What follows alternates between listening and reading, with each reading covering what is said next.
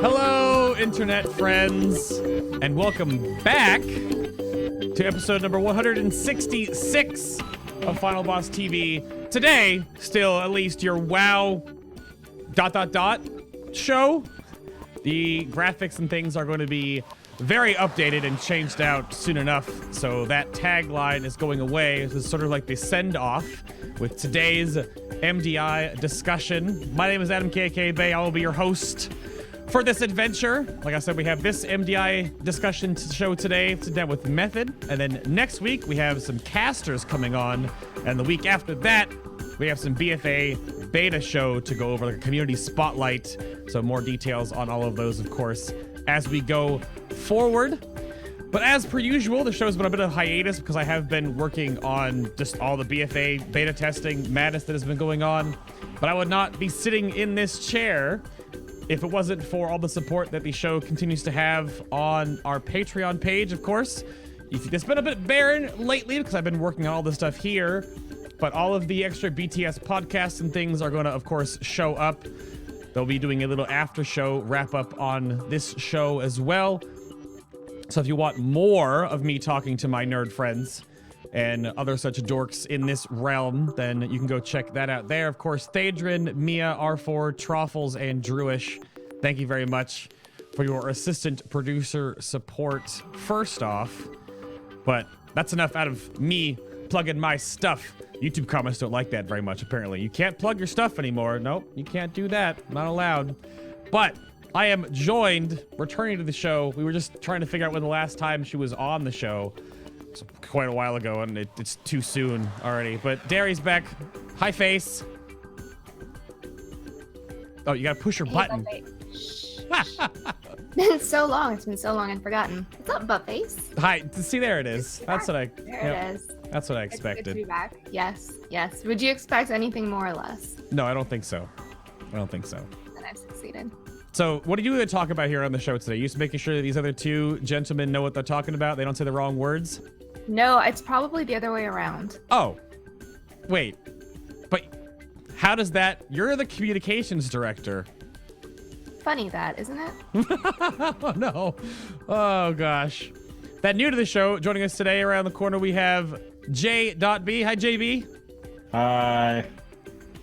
Who is totally going to destroy me in the deep V button pops today. I can't even compete. Okay, very few can. Oh, well. Okay. I like that. And then joining us last but not least, of course, there is Mitt. Hello, sir. Welcome. How's it going? Now, do you want to just get out of the way and go sit in the chair at the beginning of the show just to get it done with? Or do you want to save it for later? I think we'll save it for later. Yeah. Oh, okay. Just keep save it. Keep it just sizzle. Okay. All right. Yeah, definitely. Okay. I wanted to make sure, just in case, just if it needs to get out of the way right now, then we can. But if I haven't had the daily dose of chair yet, but it'll happen later. Okay. I'll learn all this stuff, of course, as we go through the show. I'm sure. At least chat will figure it out. But there we go. So today, Mythic Plus Invitational just happened. The second one for Legion. So we have a whole lot of things to go over and figure out, but I'm going to go back around, right back to Mitt first off. If you want to introduce yourself, who am I sitting down with today? To make sure we're all on the same page, because there's new faces. So Sure. What do you do on Method's MDI team? And give me some background and everything like that. Sure thing. So I'm Coach Mitt, Mittbitt in-game, Coach Mitt for the MDI, and other things. But essentially it's the DPS and help figure out strats and do what we can together as a group for MDI practice and competing as a whole. So you say you play DPS though? Does that mean you just played Windwalker Monk the whole MDI, right? Is that how that works? Yep, we coasted through that. We practiced a whole bunch of other things and we landed on that with the comp and stuck with it. Okay. Yeah, I had to ask before we started the show if the coachment was just the name, because you're not actually right. the coach, right? Right. Just Okay. the name. Just the name. All right. We'll get into Yeah. more of that, of course, later. When did you start with the team? I'd say roughly like what 8 months ago at this point, maybe Okay, a little wow. bit longer. Yeah. We've all been together. Oh, the whole team has been together that long. It hasn't Well, been like a it's been like a slow formation. Sure. There was originally Shaq and JB when I had joined, and I have known Shaq for years and years, and then fell back with him here, and he was already playing with JB, and then Marv was quickly introduced, and then Marv had brought in Dark, and then that's how the whole team kind of formed in a okay. short version. All right. Well, I'll throw it over to JB then if you want to follow up with that and what you do on the team and how long you've been with the Method Boys and just who the heck are you?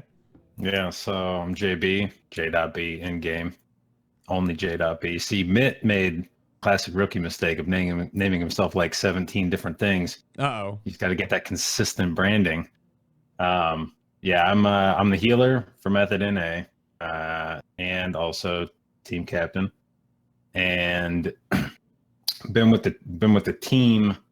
I think basically since the start. Shaq and I started running together over a year now, which is actually when people ask me how long we've been doing this, and it's like, how long has it been? Like, I think it's probably getting closer to a year and a half that we've been pushing keys. And yeah, just people ask how we got started together, and it's the best story because they always assume there's like some kind of shortcut to like getting started. And how do I get a group together? How do I form, a team that pushes together? How did you and Shaq get started? And it was like, one day I opened up the looking for group tool, and there was a tank looking for a healer, and I like groups that already have tanks in them. So I was like, yeah, let me get in that group, and we did some dungeons together. I was like, hey, this guy doesn't suck. I should probably add him to my friends list. And I got on the next day, and he was on, and this was at like noon when nobody else was on. So it was like, hey, we should do some dungeons together, man. Like, we're both online at noon, and we don't suck. That'd probably be a good strategy, right? And like, yeah. And then we just did that every day for like the next 4 months. And then after a while, they start calling you a team, and then you start adding more people to your team, and then apparently you get sponsored. So that's the secret to becoming a professional esports player, is use the looking for group tool. Well, you bring that up sort of as that caveat to your story, but that's quite literally what the tagline is for this MDI. So, like, they have the from group fighter to grand champions, the MDI global finals. So that is apparently now even what happened in your realm too. So I guess the follow-up question for me on that one is that, do you have, and you can track this, so chat can fact check you on this one, but do you have any idea how many Mythic Plus dungeons since that transpired you have actually cleared? How many have you run? I don't know since that point. In total, I think I'm over 5,000. And that was, I know before they made the change to the way that the chests dropped AP, and before we started pushing keys back when it was all just carries and you would run through dungeons as fast as you could, I know I had over 1,000 Moss Souls specifically. I had over 1,000 Moss Souls done for like Nighthold came out or something.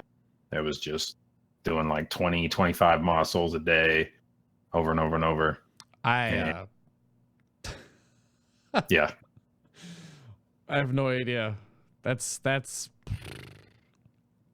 oh, the days of Mob Souls AP grinding and the spreadsheets and the like how many clears you could get. I remember watching Scott specifically just stream that for a whole session on his stream. That's all he did.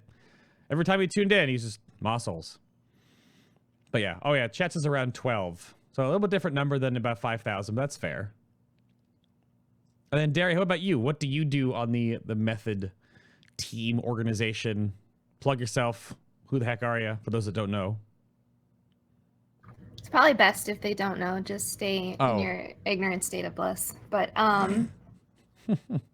it's good to be back. It's good to see you guys. Thanks for having me back. So since I was on the show last. It's been 3 years. I am now communications director for Method.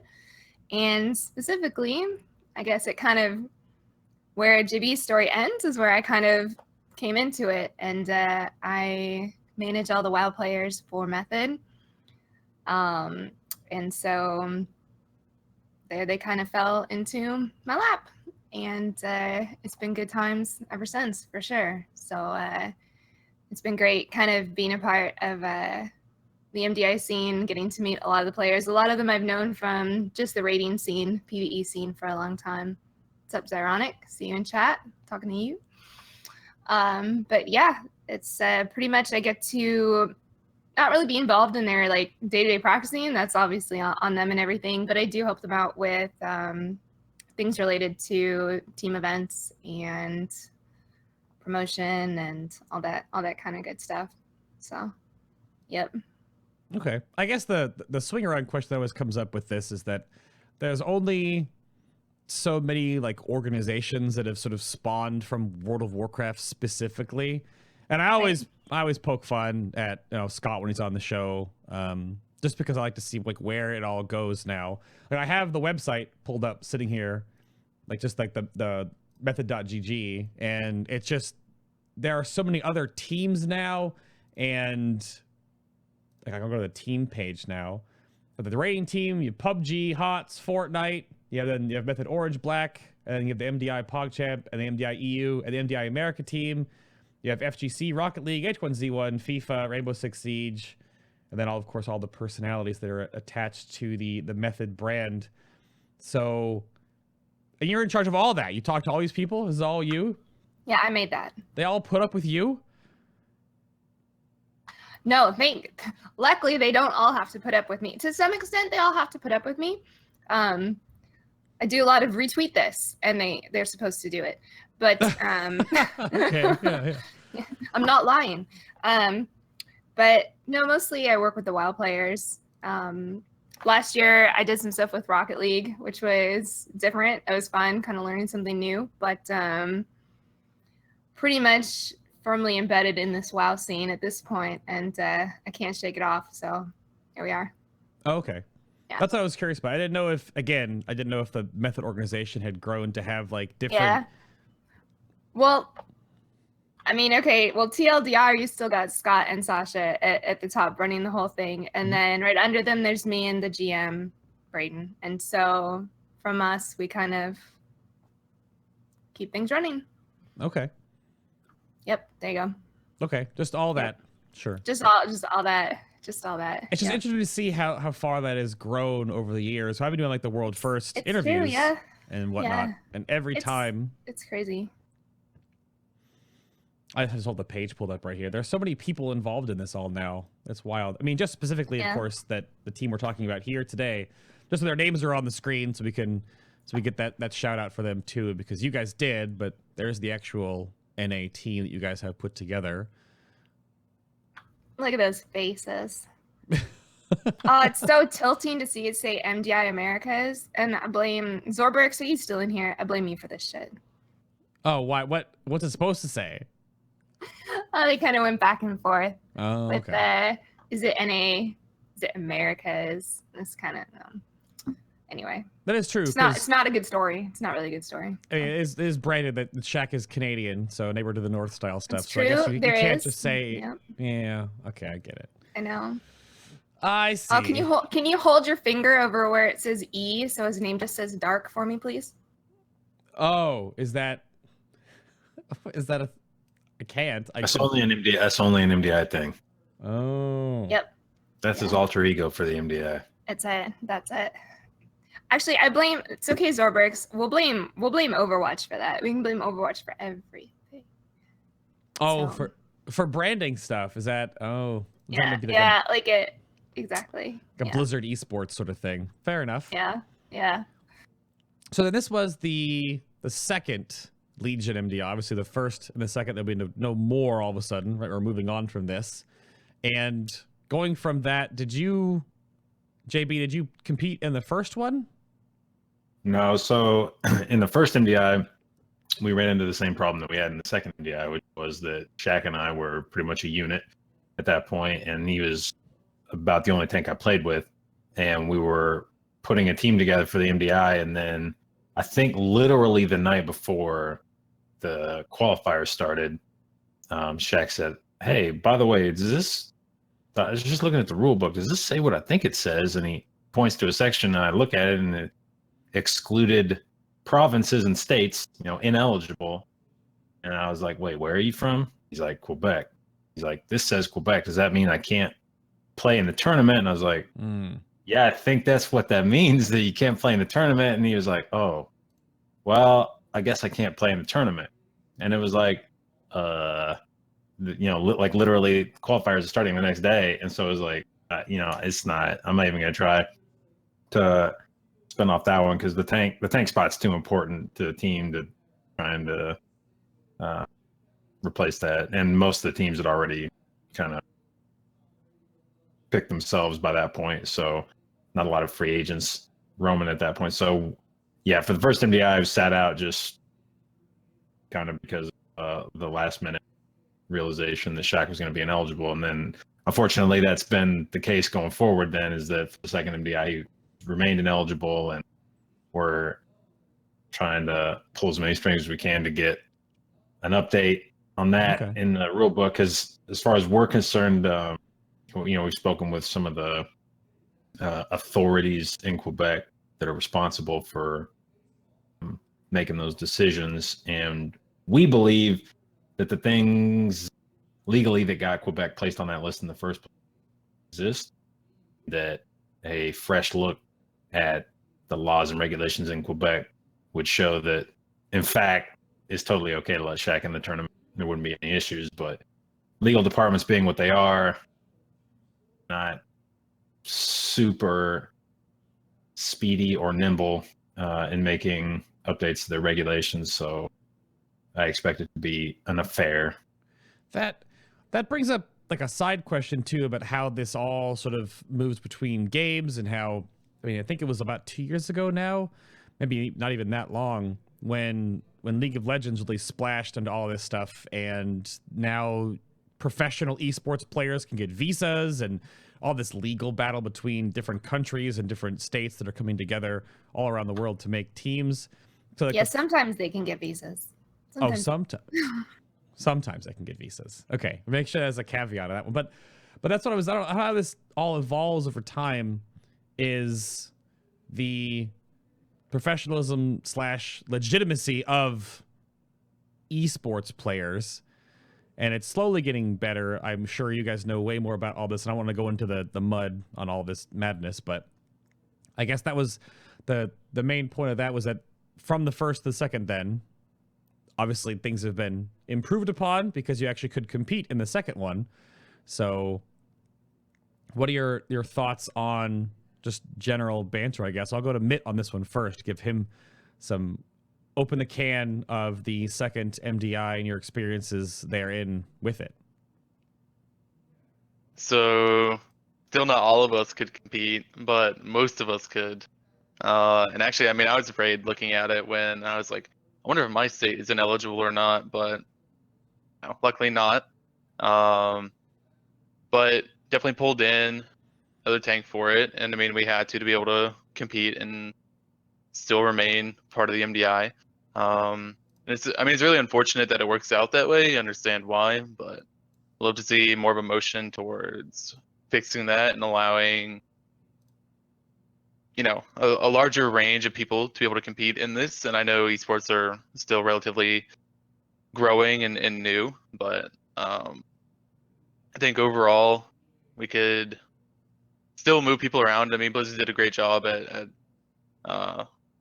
hosting this and casting it while China wasn't able to be there, which is public knowledge. But I would love to see Shaq and other people that were ineligible for this one to be able to compete in future MDIs. And now that I think that they've seen how well this one has worked out, maybe there's a larger initiative to do so. Was Shaq just wasn't even part of the placing process either? Like the pre-setup, we had to do the certain keys and have it all verified and stuff. Was he involved in doing that at all? or did you have No. to do that with the whole team? Oh, okay. Yeah, since he was going to be ineligible for it, we had to do it with a different tank throughout the Right. whole time. Which, I mean, affects like practice hours and when you're actually playing with the team, because we still love Shaq, play with him all the time. But with him being ineligible to compete, we still had to make time to be able to compete with the group and Yeah. place those practice hours and proving grounds and whatnot. That's what I was looking for. Couldn't remember what it was called. Yeah. That's obviously high on the list of things. So JB, what are your thoughts of your experience with this and then going forward? What do you hope for? Thanks for things that might change or tweak, or, you know, pros and cons that you've experienced in this MDI? You mean just generally, like comparing first to second I MDI? think the main focus, I think I want to keep it on the team, like what you guys experienced as a team going into this, and then of course with the second place finish that you got, if there's anything that comes up, other than of course Shaq able to tank for you guys in the future. Yeah. Yeah, I mean, and like, it's easy when we get to talking about the team substitution to, obviously Shaq is the tank for Method. It's easy for us to say like, man, it'd be really great if we had Shaq there. And a lot of the times, excuse me, I feel like it also needs to be said, our substitution tank, Eamon, was fantastic. Lights out player. Like, I don't want to take anything away from his performance. He stepped up and did a great job. I think he is a top tier tank, and any team would have been lucky to have him. It just so happened that we had the opportunity to pick him up. I think he would have done big things on whichever team that he ended up in. So first, I want to say thank you, Eamon, for being fantastic tank for the tournament. And all the talk about Shaq, I never mean for that to detract from Eamon's performance. But having said that, it really would have been nice because we do, like, all my time on live, all the time I spent on live keys with Shaq, that's just do everything together for when we're on live. And then very specifically, we have to practice as the MDI team. So there's kind of a weird dichotomy where you do all these things as one team on live, and then you come back to the tournament realm and you got to do these other things, and there's not necessarily a lot of carryover or building that common experience of dungeons together. So it does make it kind of difficult to have those two in the tank. Obviously, not just that it's two different tanks, but it's two different players on the tanks, but that it's two different tank classes. You do dungeons quite differently with a Demon Hunter tank versus a Blood DK, and so the MDI for us was a learning experience, not just from having a new person tanking with us, but also having a new class. So we definitely, at the beginning of the tournament, things were a lot rougher, much more of an issue adapting. But as the tournament went along, I would say that I think we did very well. There's obviously the proving ground stage where you qualify for the tournament realm. Then the time trial stage where you're given 3 different keys, 20 Moss Souls, 22 Upper, and 24 Nelths. And the teams run those over and over and over as many times as they want for a week. And that was a new addition to the second MDI that did not exist in the first MDI, was that time trial stage. Mm-hmm. And I think we really enjoyed it. I think other top teams really enjoyed it. It was more similar to live keys in that you could just keep trying to do these, well, I should say more similar to the competition that you would see on live, where you have these top teams. The teams that ended up at the top were names that you recognize from key pushing. All the faces that you would know if you were familiar with the scene where those teams ended up on top. So I think that was a lot of fun. And then obviously regionals and finals, where we ended up as the #1 team coming out of regionals for North America, and then #2 in globals. Yep. So yeah, it was a fun tournament. We enjoyed it. From a sort of outside, more like managerial position, then Darrie, do you have what you could then go forward with, what you've learned to go into the BFA style? Because there's obviously a few teams that'll be moving forward with this from Method specifically. Right. So what I think one of the biggest things to take away from the MDI looking at it is like as an expansion, but even just this last season of it, is how much it was embraced by the community. Everything from how much people were talking about it on social media to the viewership for the grand finals, which was over 100,000. And that was just on Twitch. That didn't count any of the other language broadcasts or the Chinese streaming client as well. So I think what you have to take from this is people want more Mythic Plus. And I personally think they want it because it's relatable. Of course, the other WoW esport that's been around since there was a WoW esport is Arena. And such a small percentage of people can relate to the R1 Glad experience because it's just not a skill set most people possess. It's not a skill set many people want to possess. Whereas you can ask pretty much any WoW player and they're like, yeah, I ran Maw. I killed it on heroic. What the fuck are these guys doing? Right? So like, but there's still that relatability to Mythic Plus and MDI. And that's why it will continue to grow. And that is why one would hope that Blizzard will continue to allow it to grow, both by engaging outside sponsors, increasing prize pools, and making it more accessible to other players. So I think then from a organization standpoint, you're going to have more orgs coming into it. I mean, when you have even the regionals were peaking over 50,000 views. Yeah. And that was just NA regionals were peaking over 50,000 views, and the EU was closer to 60 if I recall correctly. And I mean, that's really great. It's insane numbers for World of Warcraft. So there's going to be other people getting into it. World of Warcraft PvE, to be specific, yeah. Well, World of Warcraft. I mean, PvP in like EU finals, like regional finals, if it topped 30,000 viewers, you were hype. Yeah. For Arena. I mean, that was like solid Arena numbers. So when you're looking at, and those were like considered finals. So I mean, when you're looking at, 100,000 for other, I mean, it's the numbers is not even comparable. So I would hope that's the next step from Blizzard is engaging sponsors and really engaging other orgs. And it's always the elephant in the room that I know is going to come up eventually here. But, it's great for the MDI as an esport if more organizations get involved. It's the best possible thing that could happen to it is we want to see more because it's a good meme and it's funny and all of that. Like, Method's just going to buy another team. But the counterpoint to that is no one else is giving out sponsorships to WoW players. And so, right. I mean, like it's the up and down of it. Like, it's funny, and I do laugh at the memes a lot of times. Oh, let's make your bed. But I mean, that's also the truth is that if there wasn't really Method, and then to some extent Tempo Storm used to be involved, and now you've got Noble that's kind of getting involved, or Noble, not Noble. Shout out to Noble. What's up, Noble? But I mean, Method's holding it down for WoW, and I don't think people should really pick on that quite as much as they do. I may be a little biased, but no, more orgs will get into it. I really think that we'll see that happening, and that's great. That's great for it. I hope it happens for sure. Okay.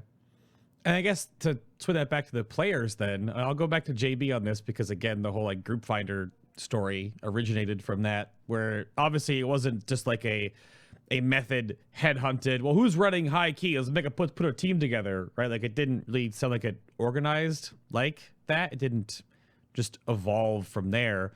It was just from I guess that the big point that people keep asking about is how do you keep running these same damn dungeons over and over and over again? And JB opened up, he had like 5,000 of these done with the future of that going forward then. So what does it feel like to be a player supported by the Method organization then going forward? And do you also hope that a whole bunch of other like names come into this, so you actually have some teams that have branding and support behind them to really bring more competition to it. I don't know if it needs more competition. Some of those runs were a little crazy.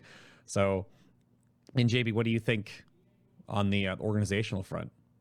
Well, yeah. First, shout out to Method. That was, I think the whole Mythic Plus scene has grown so much faster than anybody ever thought that it would. Like when we started Legion, a lot of the there was a community for Mythic Plus of people that did the carries that were just speedrunning dungeons all day, and you would form groups of 4 and then just pick up a random 5th from Group Finder. Hey, we're looking for like level 7 Moss Souls keys. We want to slam Moss Souls all day. So you'd invite random people from the group, carry their key, and you did that for months and months. But that was only ever to get artifact power and gear, and that was how you did that. So it was never a competition per se. Right. It was just that was how you spent your day trying to gear up and boost your weapon. And then all of a sudden one day Blizzard says, hey, we're doing a tournament for Mythic Plus. And it was kind of like, what? A tournament? Like, you guys don't do PvE tournaments for anything. And you pick Mythic Plus? Like, that's what you guys are going with is Mythic Plus? So, like, I think it caught the entire community off guard that this was going to be like a legitimate thing. And then Blizzard had this whole idea for, we want to turn this into an esport. We want to really grow this. And so it was at that point that people started going, hey, we should do real. Like, nobody, like, there was a very small subset of the community that pushed keys, like try to push them as high as they could and not just carry them, like carry random people for the AP gear. Right. And then after the first tournament, people kind of started going, hey, we should try to compete. Raider.io came out with their scoring system.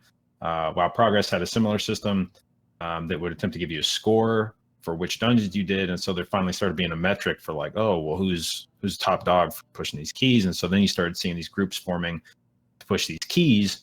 But still, I don't think that anyone thought that there was going to be necessarily organizational support in Mythic Plus. And so when we were doing this, really it was just, we enjoyed the competition aspect of it.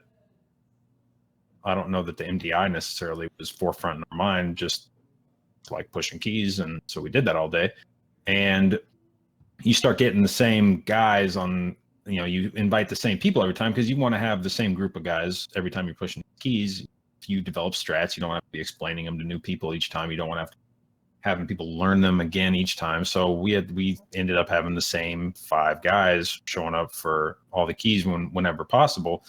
And then one day, Sko follows me on Twitter.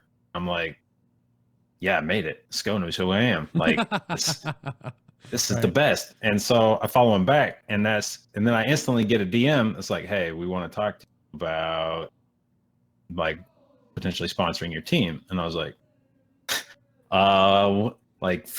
actually. And so like that was another, like, when Blizzard first announced the tournament, I think it was like, whoa. And then when we found out that people were actually interested in sponsoring a team, it was, double whoa. And so just the amount of growth that Mythic Plus has seen over the last year has just been incredible. And certainly I would like to see some more organizations in the scene, just because it would be fun to have more teams. Like, you start to develop those rivalries in Mythic Plus. You start to see the other guys on the other teams, and not toxic rivalries. You're not like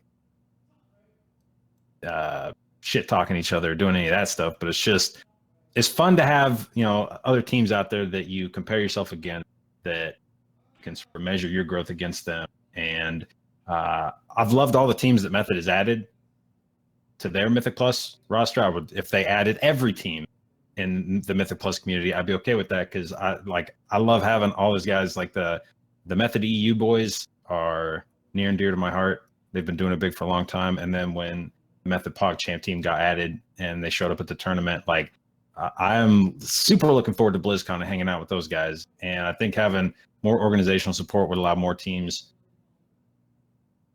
to have that opportunity to really, because it's a big investment of time to compete in the MDI, and having the ability to have an organization behind you, I think, helps a lot in that regard.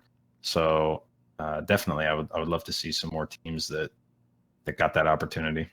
the follow up to that point then, to get some stats before I move us to a topic Darrie wanted me to bring up that I've talked about before, but anyway, Mitt, the topic that JB brought up with the amount of practice and time investment in this, and how the organization, of course, helps this happen. Other teams that may be trying to compete in the future don't always have that. What does that enable you to do, and how much time do you have to commit to the practice and to the prep and to the research and to the strategy to build for this style of esport, as we're going to, of course, slowly brand that and be a little more comfortable saying with Mythic Plus? So I definitely think World of Warcraft being what it is, with there being multitude of dungeons for you to enter and practice all day long, and many ways of pulling a dungeon and just figuring out what works best for your group, what will be best for time and safety and whatnot. Committing to one dungeon takes up a lot of time.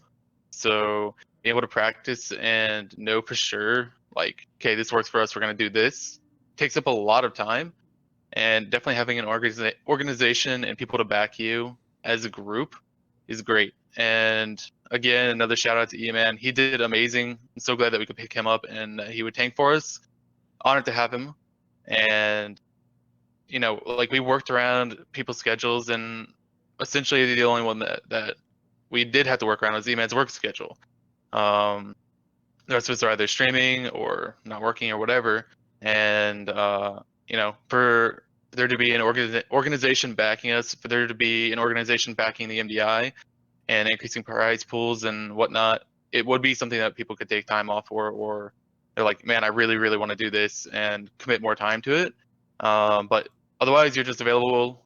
You're working with whatever time's available, not like, okay, we're going to practice like 12 to 15 hours a day, which there were teams out there practicing, 8 to 12 hours a day, and that's great for them.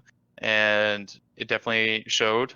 But for there to be, the time allotment that there is for Mythic Plus, and making sure that you have one dungeon down out of all of them available, it definitely eats up a lot of time. So being able to have a backing is huge, and hopefully it does continue to grow like that.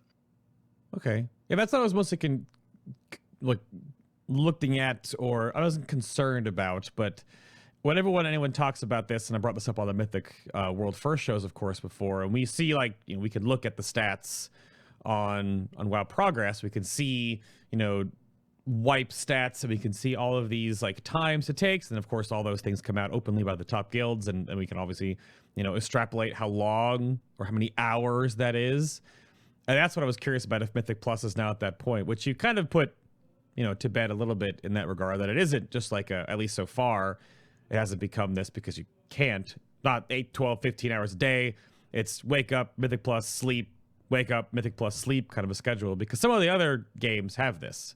Right, there are schedules that are out there for League and Dota that the teams talk about, that come out in interviews, and it's our Monday through Saturday is 12 hours of playing this game, which right. It's not to that level yet, but I think is there a lot more research and building blocks behind that, because you're not obviously dealing with a MOBA or an FPS. You're dealing with a 5-man group PvE dungeon experience that's always the same, but how you approach it is very different, right? Definitely, it seems like it's leaning more towards that direction at the moment, because of the way that you can practice, because of the way that things are, and because, as you mentioned, the metrics and being able to measure where other people are at. For the MDI, after the time trials, you really don't know where people are at, other than the times that they posted for regionals and whatnot. That's all you can base things off of.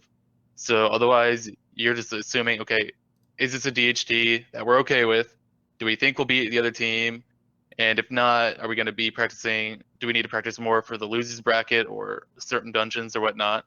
There's a lot of guesswork for, knowing where you're going to land or not knowing where you're going to land. Okay. And, assuming that sort of thing. But yeah, not a great metric for tracking it until later on. So then the weird topic to bring up, I'm going to throw this to Darrie first. I think she would know about this than the two of you gentlemen would. But I asked Scott about this way earlier in the year with the Mythic World First with Argist, and the Argus Clear anyway, and the Mythic rating scene, and you talked about and you brought up the analytics and the math behind just how much this has grown, PvE competitive World of Warcraft. Is there any chance that that'll also affect the world first race in the raiding scene because of the popularity and growth for Mythic Dungeons? I don't think we'll ever see raiding monetized in this way competitively for just logistically. Oh, shit. Dang it. It's supposed to be family friendly. I'm terrible at this, Bay. You're awful. Yep. But right. So I don't think it could be monetized, because trying to monetize something that, 20 times 20 people are doing Of in a course. tournament setting would be an absolute nightmare. But I do think we're about to see the dawn of another type of monetization of the world first race, which is probably Twitch based. So I think that the hype over PvE and wanting to watch PvE is really strong. And it kind of goes like both ways, because not only do people want to watch it, but it's a lot of money out of streamers' pockets for them to have to take time off. And I mean, actually, the boys can attest to this, because when they were practicing on tournament realms and stuff, I mean, they're not on stream, and Right. they turn streams off. And so that's just cash money gone, subs, everything. So for like for raiders and stuff, every time they have to turn those streams off, then it's a big loss of money. So like earlier this expansion, we started to see more raid teams that were not necessarily considered candidates for world first, Yeah. but maybe they were like cool with being top 25, like whatever, and they took the money. And I mean, they were getting 3, 4, 5,000 views. Some of these streamers that wouldn't really have ever been on the front page of WoW Twitch before, just bringing in crazy numbers. Right. So it's only a matter of time before the big dogs are like, yeah, it's time to get a piece of that. So does MDI help with that? Yeah, I think MDI has helped bridge a gap. This would be normally like the super dead time in an expansion, and instead we've had like exciting things to root for up until almost pre-patch. We've had this going on, and it's kept the hype alive. So I do think that will transition well as we go into raid progress, especially since there's likely not MDI until first, maybe even second quarter of 2019. So we've got a long wait for another MDI process to kind of restart.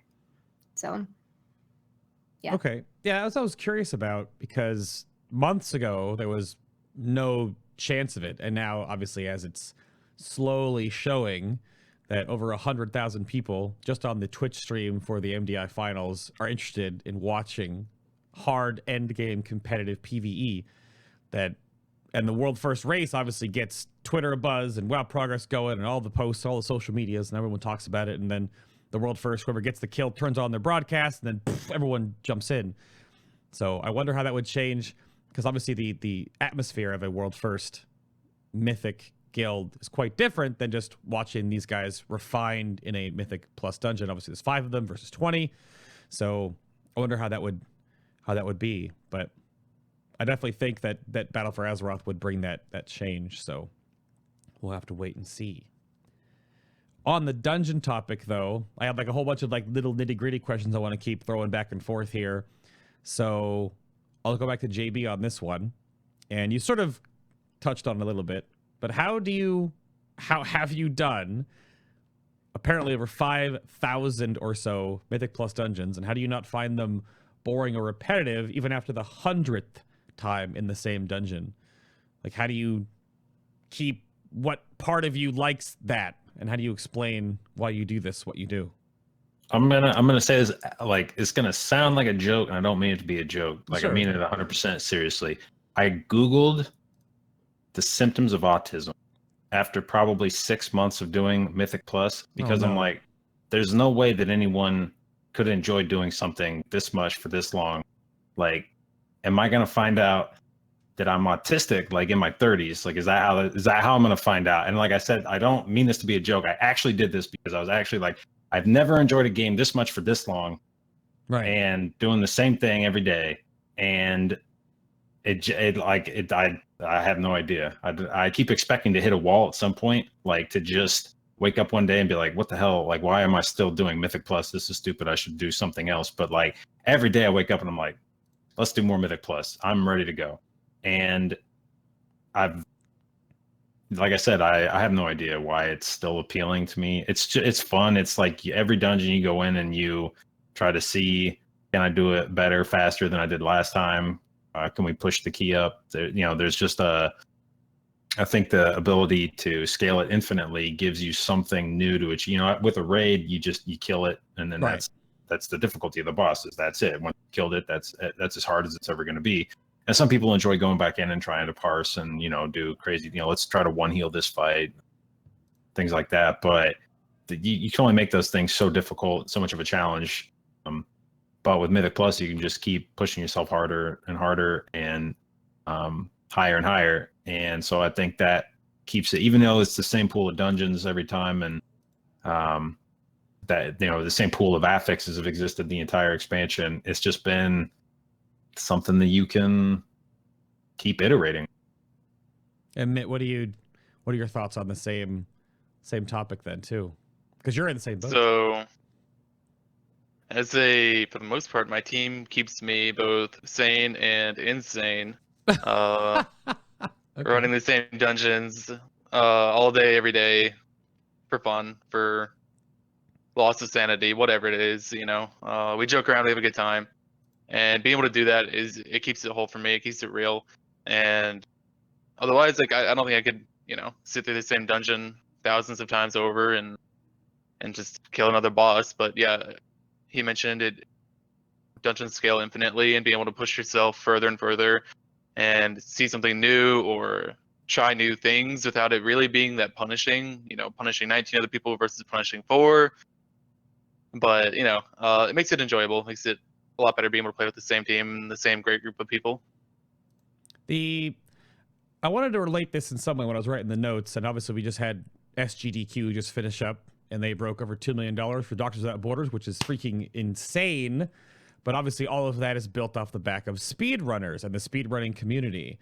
So do you sort of feel that has a similar hook? Because I don't know if you guys do you speedrun Mario 64 in your free time? I don't know if that's part of where this has come from, because that's sort of what this is akin to, obviously in the bubble of World of Warcraft. But because it's still a speedrun, at least into a certain degree. But then there's always, like you said, there's new things to figure out, or maybe a new pull to do, or maybe even like a new... Not right now, there's not new comps to run, I would argue, but is that what you would kind of put it? I don't know who wants to field the speedrunning topic, but I guess it's similar, right? Similarly, yeah.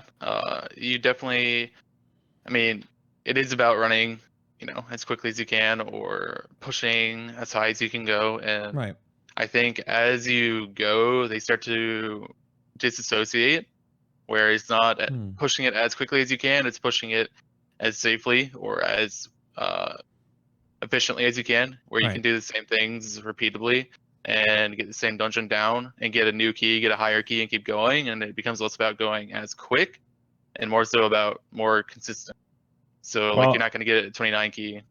And I would say that I think a lot of the speedrunning community is built around trying to find ways to glitch a game, like figure out ways that you can shave minutes or hours off of a game by finding bugs clearly unintended and exploiting those.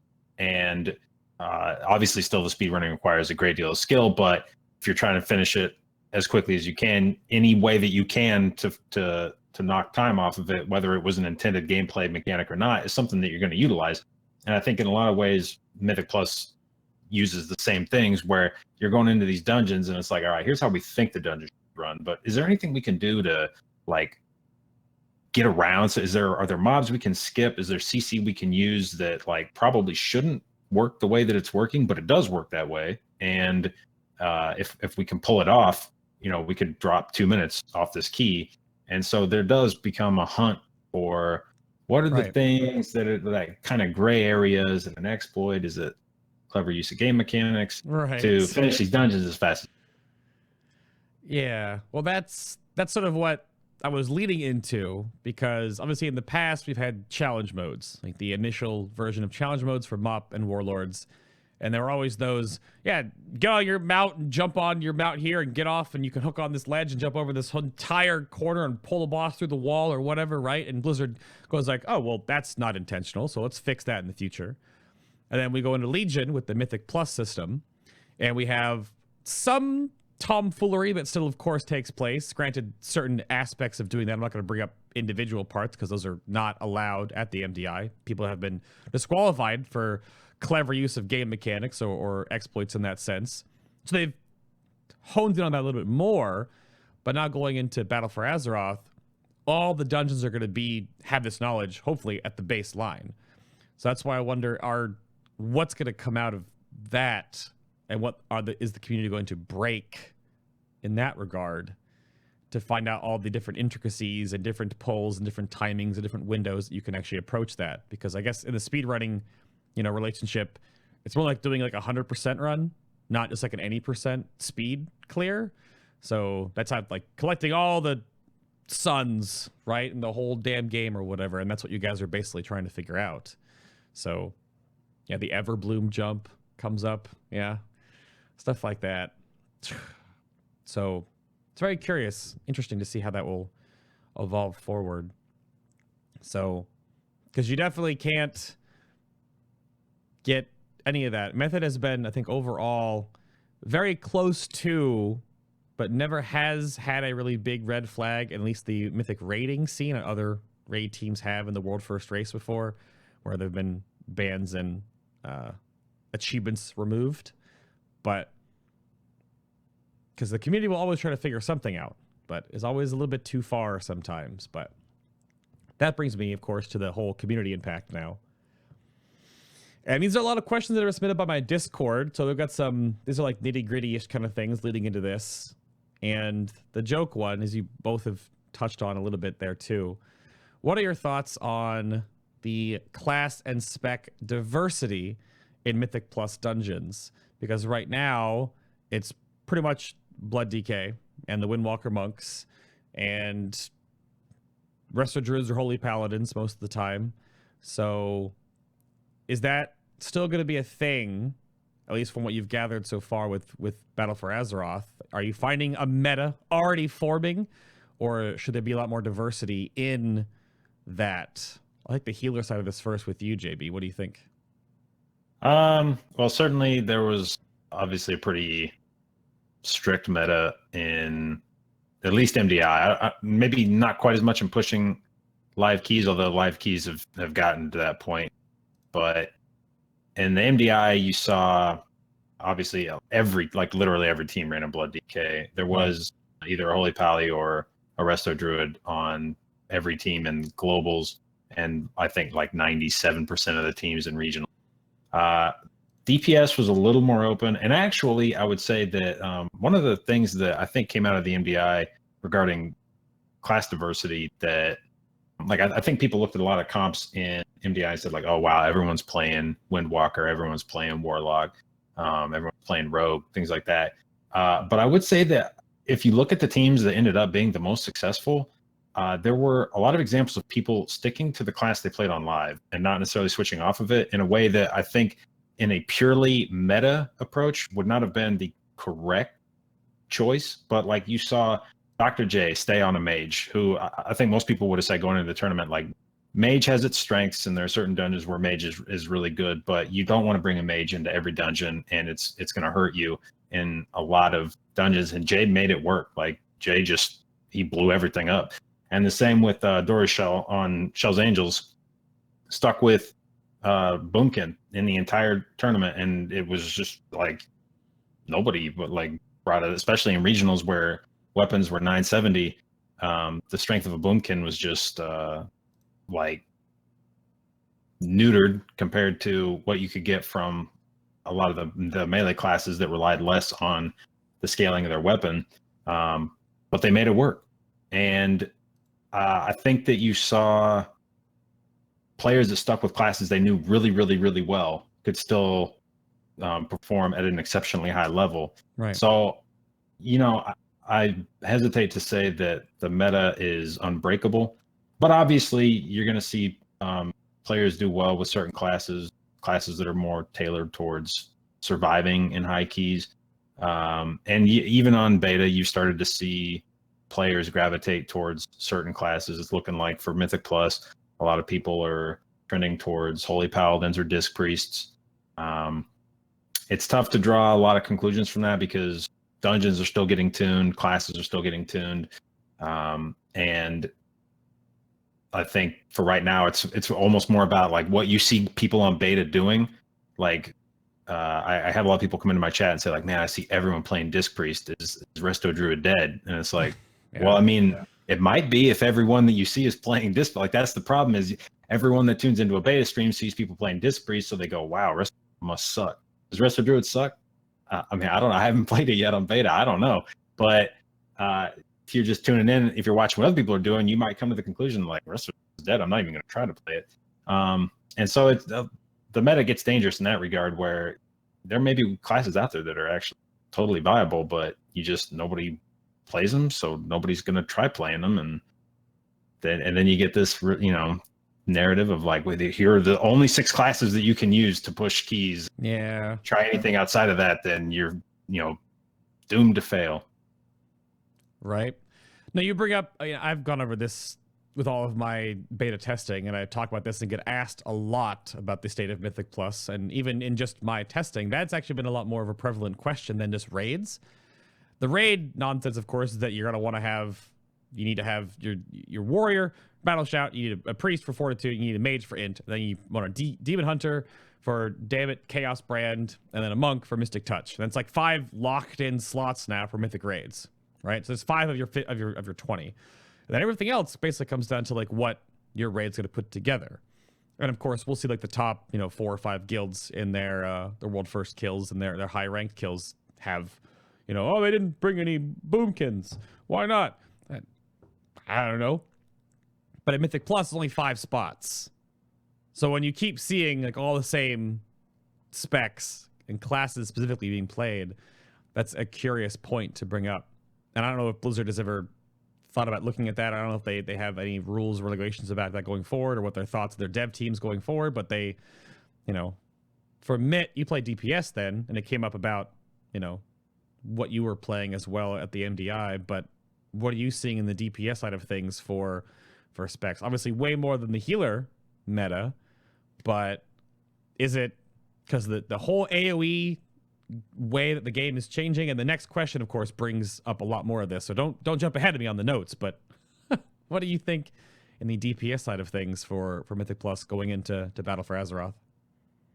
So I think typically a lot of classes fall fairly close within a reasonable range of like DPS for Mythic Plus, considering, and most of the time what changes a lot is whether something has a lot of utility or very little. Right. Like I remember running with a Ret Paladin back in the day when they were like garbage. I mean, Ret Paladin wheelchair memes all day long, Right. But he would pump, he'd do crazy damage, and just brings an extra bop and bubble to the group where he's where you would normally struggle with like not having an immunity, not a question anymore. Being able to cheese a mechanic or whatnot, like easy. And I think as long as stuff falls within a reasonable range of DPS and isn't completely broken, like a lot of things are on beta right now, or you see things be really strong right now, but might be a broken trait that they're nerfing by 2 damage and it's fixed. Who knows? But for the most part, things fall fairly close, and it'll be a utility question in the end, whether something brings a lot, whether it's sustainable, whether you have high damage and survivability, whether you're good at living fights like right now, like Herja. I can live that fight essentially all day long, but damage will suffer for sitting in bear form for an hour. But that sort of utility where you can keep eating mechanics all day long without needing something is pretty valued, and you can add in a squishier class by having those around. But as long as it follows the same directive where utility is still king for Mythic Plus, and it's getting even more so, they're bringing back like Soothe and Hibernate, right? Yep. For balance specifically, and just even more utility added onto it, which is great. So that should be pretty fun. Yeah, the stun looking forward. that was like the stun meta has changed, like stun reduction across the board, and snares and slows are different. The whole madness where kiting is going to be weird now. So I don't know if you know like the specifics of the movement speed stuff that we have seen on the beta yet, but like all like the 20 and 30% snares that a lot of passive slows have been reduced to, those you can't kite with that. You can't run around. A lot of big pulls in Mythic Plus are like yank everything together with a blood decay and then run, right? And run around the whole middle of Neltharion's lair or run down the ramp in Kara. So like you won't be able to do that anywhere near as much unless someone brings the real slows, because a lot of those don't exist. And you have to obviously, bring that beforehand. It's a lot harder, Right. I think, to make sure you have those. But We've gone into some packs on teaming this week while we were streaming keys, and they're like, "What? We have to CC this pack? Like normally it's pull it and kite it, or pull it and stun it, and you're fine." And now it's like, okay, we're not messing with that pack, and this guy sees through and biz, you're kind of screwed. Like run through and die.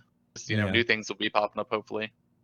yeah, I wonder how that's going to change. So I put on here on the notes, like, there's no legendaries. There's difference in Azerite gear.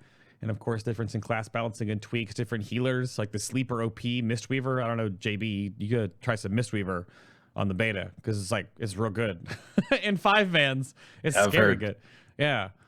So, I mean, baseline stun, and you still get the fart cloud, like, or Ring of Peace, obviously. So, it'll be interesting to see how that changes, because I think a lot of the class design that I have noticed is that Blizzard has tried to move around things based on what this meta of Legion's MDI was, noticing these huge pratfalls in certain specs. But the next bit here, this question, I don't even know.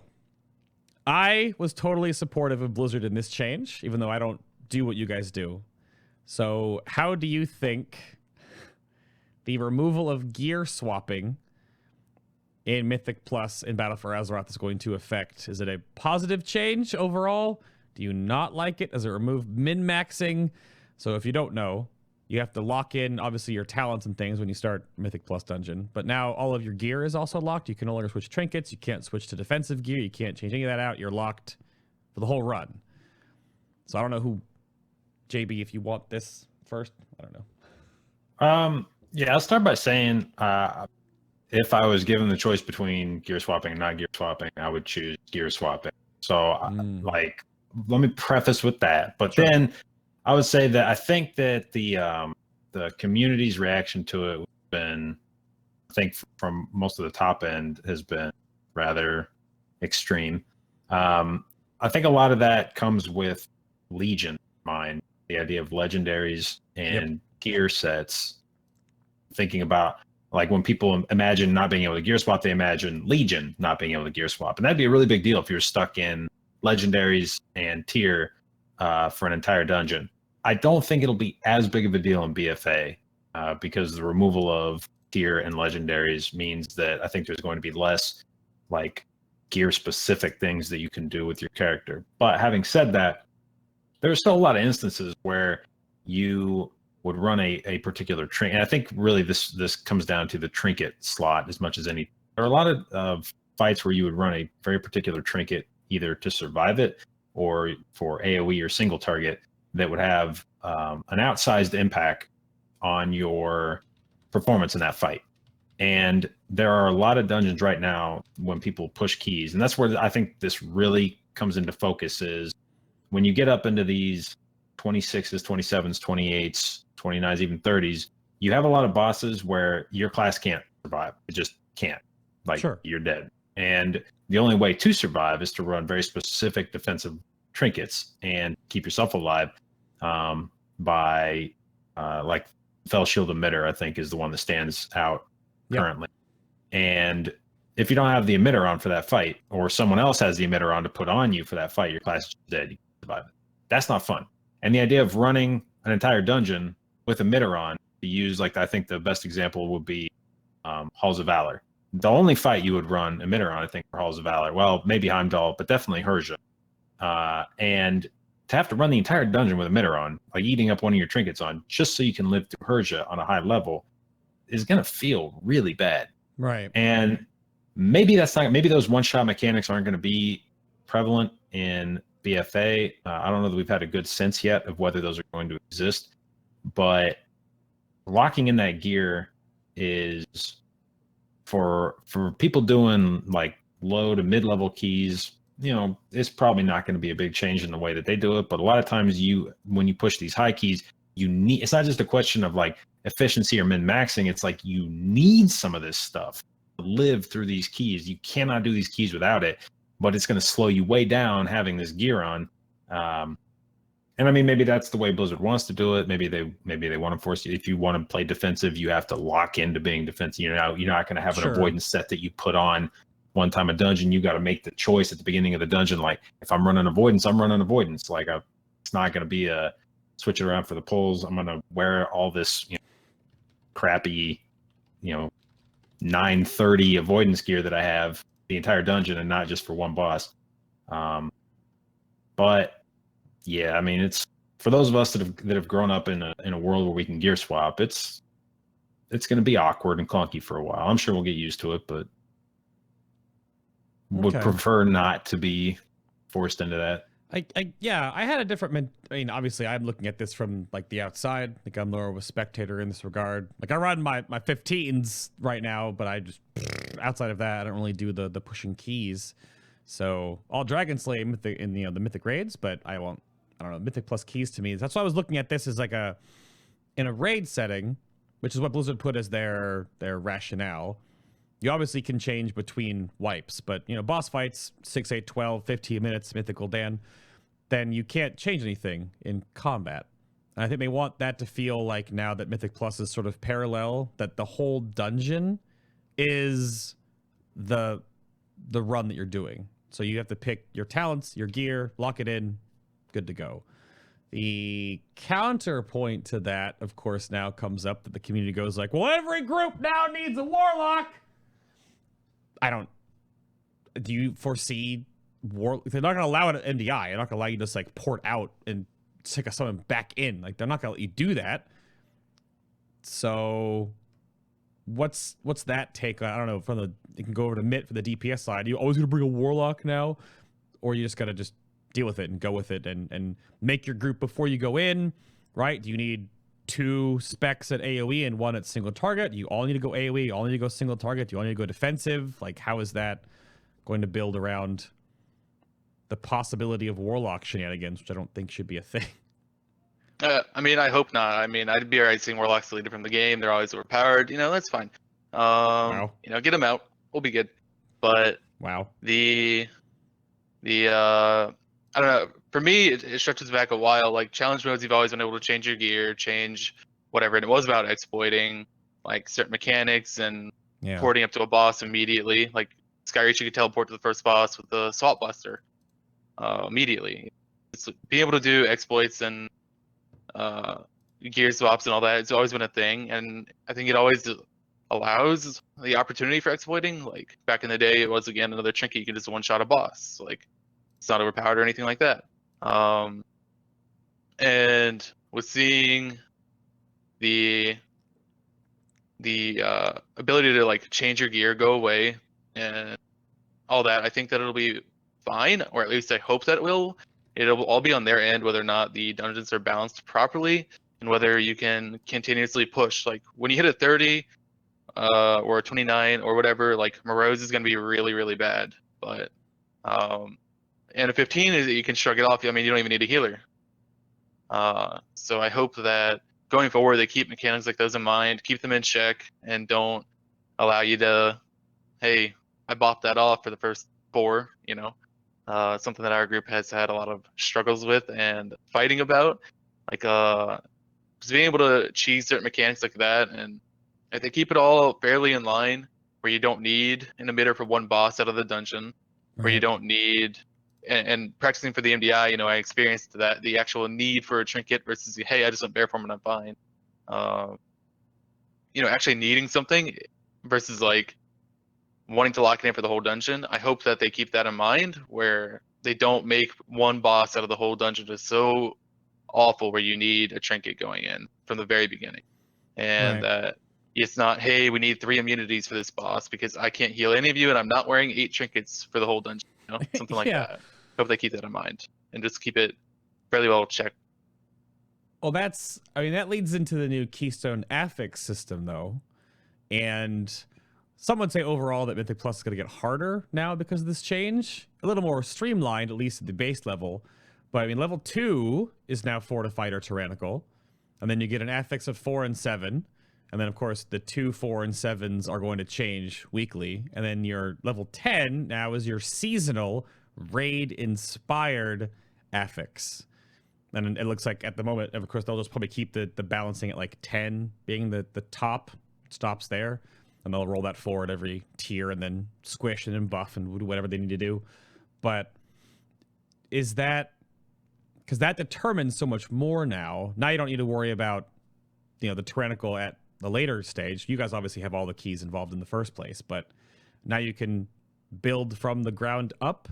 Do you think that's a better system overall? Is it the new Mythic Plus Keystone system with the 4 affixes going to be a lot better of a tuning fork for the Mythic Plus scene, I guess, and making your groups and how you survive and what you go forward with?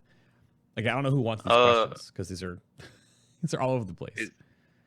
It's hard to know right away going into it because, like, until you get further gear and things are actually like finalized, it's gonna be very difficult to tell. But right. I know, like right now, the early on affixes are very punishing at the lower levels when you have more gear. So if you're leveling up a key or you're boosting a key, and you're boosting a 15, and you just want to pull the whole dungeon and it's bursting, well, can you live after the pack's over? Is it so worth pulling everything?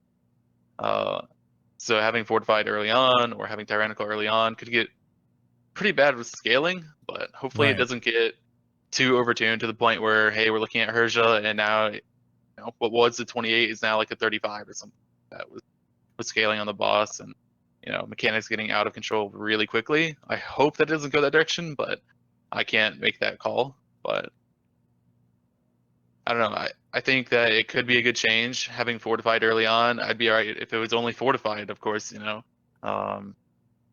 we'll see where that goes. But I think that a seasonal affix could be pretty good. Could be a decent way of mixing it up throughout the season, I guess. Where right now it's like we've been running the same affixes throughout many, many months now where the keys don't change.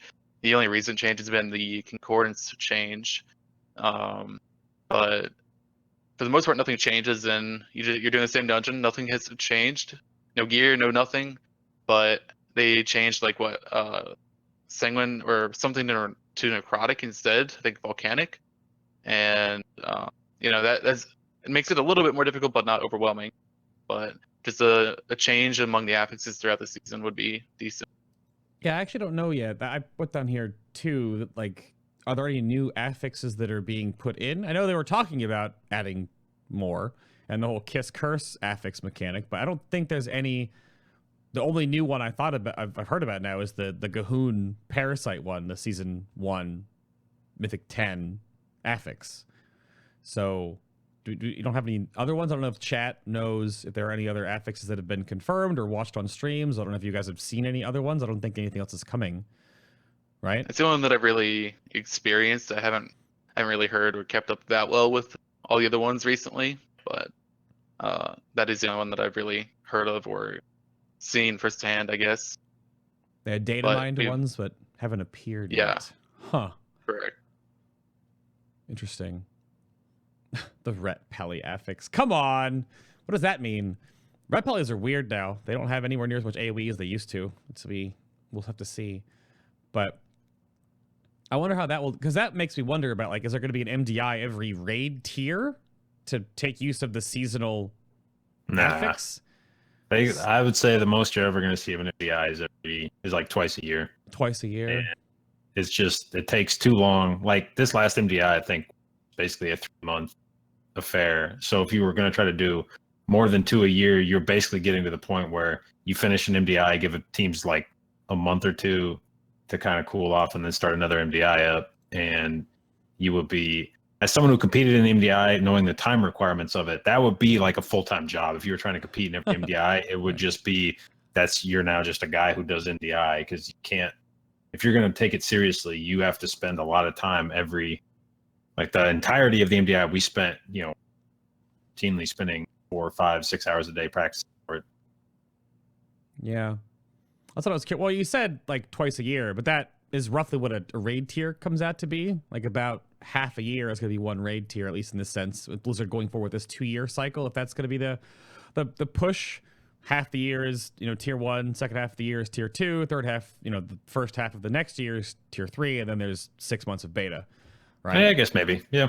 So I wonder if that's going to be the hook, which I don't know. I mean, Zorbrix would know more about this, of course, but he probably can't say anything yet about how they're going to be planning the next season of MDIs, because the devs are putting in all this work to make a new seasonal affix, and if we don't see like one push per, it would kind of weird, but I guess that's okay.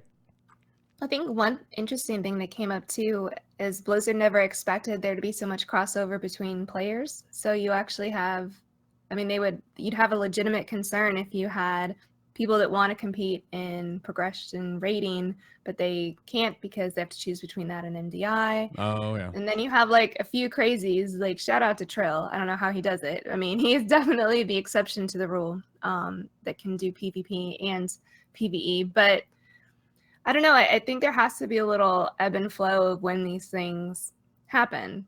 I mean, that's kind of the point. We want WoW content steadily throughout a cycle. And if everything happens at the same time, then that doesn't seem like it would actually be good. That would definitely be difficult for sure. Because that brings up an armor question, actually. It's almost like Darrie can see the notes. Or she didn't, and she's just that good. But I asked about, or I have written down here about the Azeroth armor pieces. And at least in that regard, gear. Do you think there's enough gearing from Mythic Plus and Battle for Azeroth to just compete with just that gear, or would you then also need to mythically raid to then do Mythic Plus at a high level? Because obviously there's different gear from both. Like, I think in Legion right now, people would tell you that you need to do mythic raiding, push keys at a high level, but there are exceptions to that. Like, I know, for instance, like Muscle Bra or Smock are two guys that don't raid at, I don't think have finished mythic raids yet, and don't have necessarily a ton of mythic raiding gear and still push keys at the absolute highest level. So I don't know that you ever need to raid mythically to potentially have a crack at world first dungeons, but certainly there are always going to be items out of raid. And in fact, Legion, I think, was kind of notorious for having most of the best AoE trinkets come from raids, which always felt a little weird because there was not a lot of AoE opportunities in raids, where a lot of these trinkets that were dropping, they would drop and nobody would really want them because it's like, well, there's no bosses where I need to nuke down at a time. So you'd have these things drop, and it would just be all the Mythic Plus guys. Their eyes would light up instantly when these trinkets would drop, and they go, "Let me get that. Let me get that. I need that." And there'd be no desire for it from the raiders. It would just be the guys that did keys all day. They would want those, and that kind of bugged me because I'm like, why are you is no one designing the loot trying to figure out where the loot would be most acceptable, like where it'd be most appropriate to have things drop? And I'm sure it's going to be the same thing, BFA, where you just have certain trinkets that drop out of the raid, or Azeroth pieces. There's going to be some Azeroth, I'm sure, Azeroth trait combinations that drop out of raids that you're like, that's really good for Mythic. Like that particular combination of Azeroth traits is going to be really stellar for Mythic Plus. I need that. I need those shoulders, that helm that drops out of the raid. There's nothing like that comes out of Mythic Plus, so I need those pieces. Now, do you actually need them to push at the highest level? Probably. But there's always going to be something that's desirable for the Mythic Plus community that comes out of raids. And Mythic raiding is always going to be the best way to get the highest eye level of thing. So, yeah, I'm sure there'll be people that continue to feel like, yes, I have to raid at a Mythic level in BFA to stay competitive. Yeah, to confirm something for chat or for anyone listening in this regard too, a recent change now is that there's tiering in your Mythic Weekly cash, basically. So doing a 10 for the season you're in will always reward the Mythic raid level loot, and then doing a 7 is heroic, a 4 is normal, and then the base amount before a 4 is basically LFR, which is like 5 more than a mythic flat.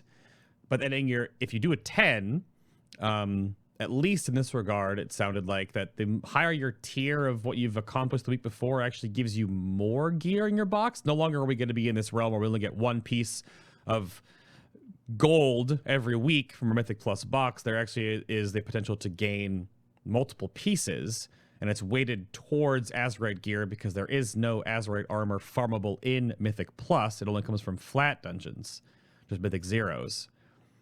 So I wonder how that is going to curve, because if Mythic Plus key pushers can do Mythic raids and do your 10s and you get your 3 more pieces of Mythic loot for you a week, I almost wonder if doing both is going to bell curve you even higher than doing the way you do it now. So I wonder how that's going to, or if you just do Mythic Plus because you get more guaranteed loot because the new personal loot change. You could clear a whole Mythic run and get nothing. Woo! Oh, that's gonna go. But because, oh man, these 3 questions to me give me such a headache. And of course, we'll trickle it down from you guys figuring all this stuff out when this system is a big push. But we'll find out. Mitt, do you know? I guess, or both of you. I don't know how, because you just got done off the Mythic Plus Legion junket. So how much beta you've devolved here, and of course, chat might know as well. Are weapons rolling up in Mythic Plus in Battle for Azeroth? I thought that there was like a not confirmed thing yet. Like weapons dropping and Titan forging from Plus. Yeah, I've definitely had that, and I've definitely gotten majority of the gear that I've gotten has actually been weapons. Lucky or not, I don't know. Right. But they are. I hope that I've heard that they're putting a cap on how high they can Titan forge. Mm-hmm. I hope that it's within reason. It's not like, okay, they can an 80 Titan forge or something like that. It's like a 5 or a 10 would be within reason and keep it fairly well balanced. But I hope, but again, I don't know, that there would be a total separation from Raid and Mythic Plus, or not a total, but mostly separate, where you're not going to need to get the trinkets or weapons from Raid to be able to do well or really high in Plus. But I think the chat's all talking about this right now, and Shaq is saying that actually Frag has a Titan forged weapon, so it confirms it goes up to at least plus 15. Because Azerite gear does not roll up. Azerite gear drops whatever level you're at, and again, the bracketing happens. So when you're actually clearing a Mythic 0, you're just at the Mythic 0 level, and then again, there's no Azerite gear in the Mythic Plus system until your box comes away on every Tuesday or Wednesday. And that'll be based on what you've cleared up to a 4, up to a 7, up to a 10. So, but that's the weapon spamming farming in the Mythic Plus world will come into play because, again, weapons are a thing. And it's less important in some regards for the casters, and in this case, JB with healers, because a weapon on a melee DPS normally is going to scale a bit differently now with the whole damage scaling formula. So people were like, oh, melee are going to just wreck Mythic Plus now. But I don't know if that's a thing you guys have heard about or seen. So I can see it going that way. I know there, or at least I'm fairly certain that there are weapons out there that have certain effects. Like I have one on beta where I get like haste. Like a haste proc, and it's a stacking haste proc. Yep. I mean, that makes it even more significant again for ranged, or not more than melee, but more significant than just a regular weapon, or having a Titan forged weapon versus a Warforged weapon with an effect or something like that. Yeah, I was So curious. it could be, it could be pretty good, but at the same time, having to farm that one thing, needing that one thing specifically is going to be awful. So. Yep. I'm very curious about this. I always concern myself with systems involved in the loot game in this regard, so I wonder how that's going to change things. I mean, and JB, how do you feel with the level bracketing then and the confirmed loot, and it's all just be cut up, very simple, very straightforward as well, and the conferring of loot being a lot more direct? Because I don't know how many weeks you've gone with getting total garbage out of your Mythic Plus chest to help you push keys. You're not getting the loot you could help you with, so this should be a good thing. Yeah, I mean, anytime you've got anytime it's straightforward, something that we appreciate as people that just like that. That's been one of the things I think that's been maybe kind of feels bad about Legion, is that at a certain point in Mythic Plus, you just stopped caring about, like, I haven't gotten anything out of Mythic Plus itself, Right. out of the dungeon. I cannot remember the last time I got an upgrade out of a dungeon.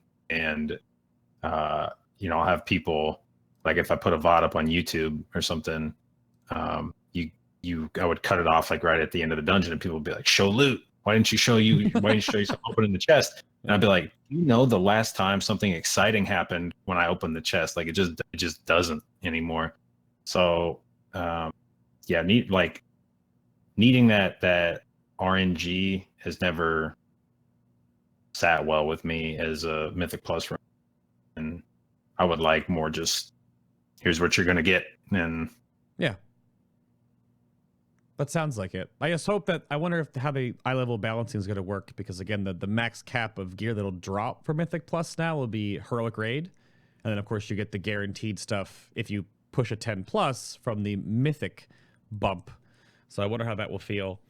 Or if, you know, you can get heroic stuff out of your chest, but then if other than Azeroth gear, it's not going to roll up, but all your other stuff could still. Again, little systems we haven't had confirmed yet on how your gearing will be, because people always want to know that if they can just play Mythic Plus and that's the other progression path than raiding, but it still always comes back around to that raiding still usually gives you the better edge, but not because of personal loot. Now you really can't funnel loot to your Mythic Plus raiders. You can't move loot around really anymore.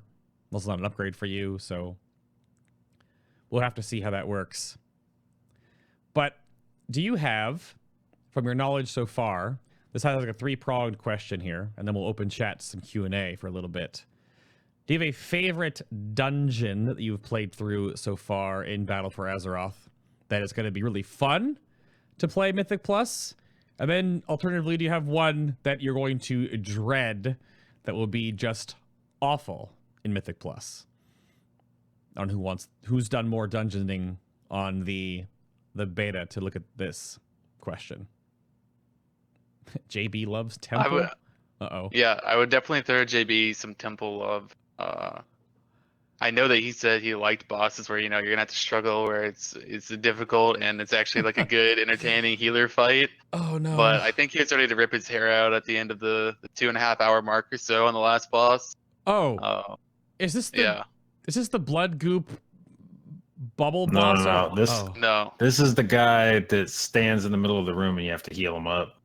Oh, fight is just like heal the NPC in the middle of the room, and it's as a disc priest, it was not real fun. Which partly was just I suck at disc priest, so it was not gonna be no matter what. But it also just seems like the class isn't necessarily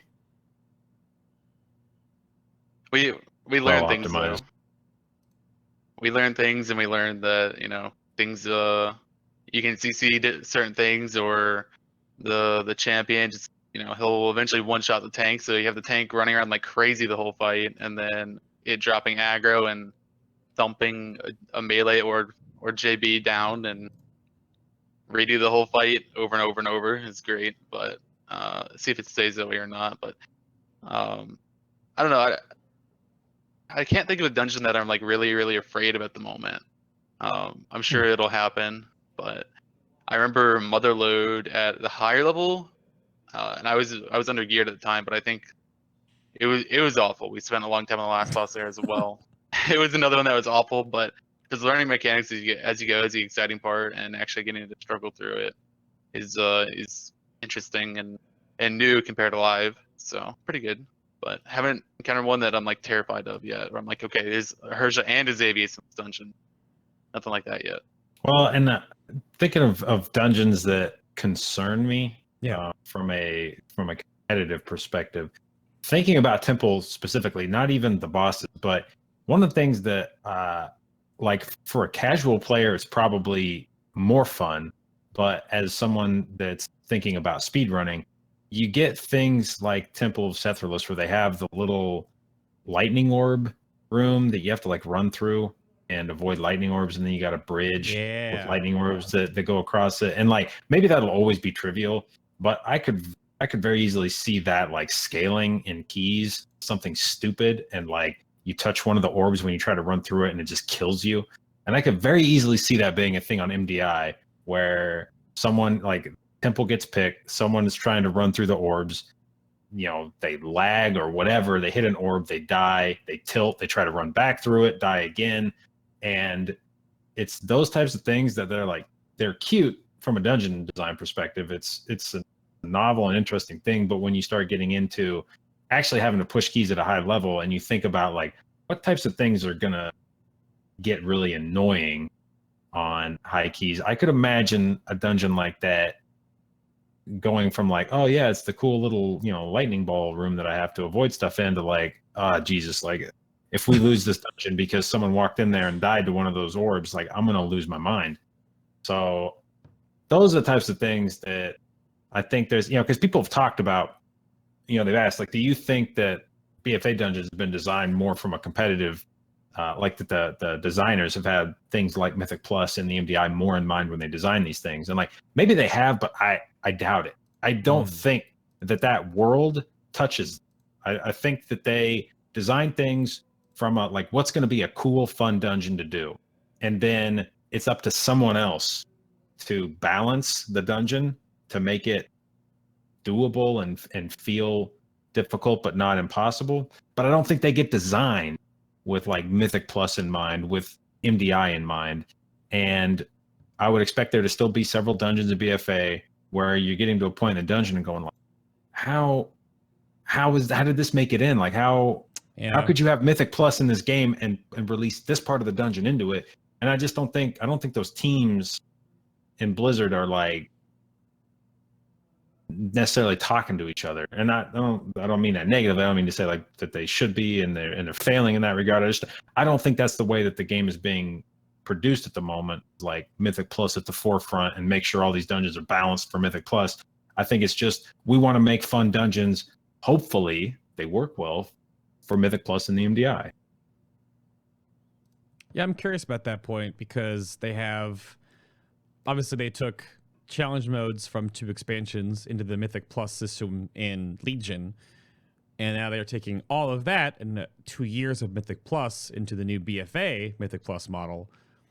But I can imagine certain things will be interesting in that regard. Obviously, there have to be certain hooks and tweaked and things that hopefully don't go live like that. I know I watched Preach's video on the temple and that room alone, and any projectiles in this game, anyone would know, obviously they don't always animate where the actual trigger is, so there's footage of him walking through the safe spot and dying. Because the orb didn't touch his model, but the orb was actually there, but it didn't show that it was there on his screen, and you can't stop that, right? With those kind of particle effects in the game, it doesn't always translate properly, and that can definitely be really annoying when you're doing what you're doing. So, yuck. We'll have to wait and see.